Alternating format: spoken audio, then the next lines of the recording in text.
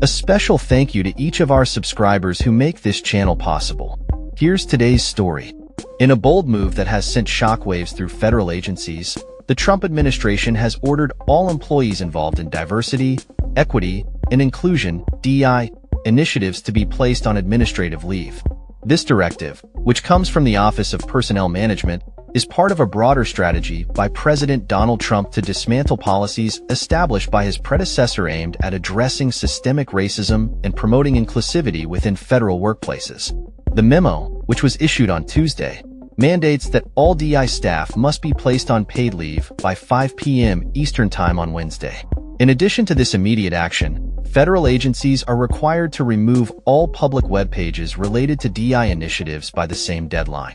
This aggressive stance against DEI programs reflects a significant shift in the federal government's approach to diversity and inclusion, with the administration seeking to roll back efforts that have been in place for years.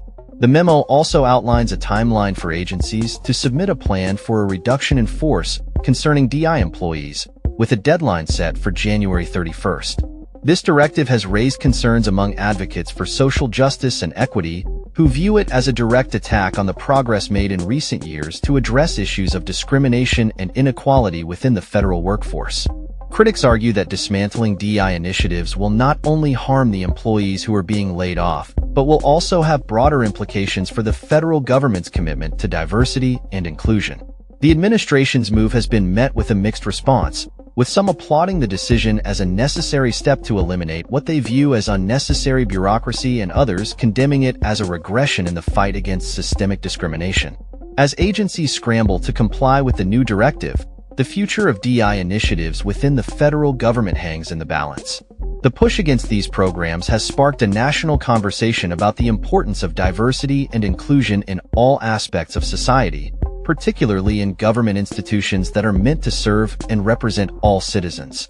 The ramifications of this decision will likely be felt for years to come, as organizations and advocates work to navigate the changing landscape of diversity policies at the federal level. In the coming weeks, as agencies finalize their plans for layoffs and the removal of DEI offices, the impact of this decision will become clearer.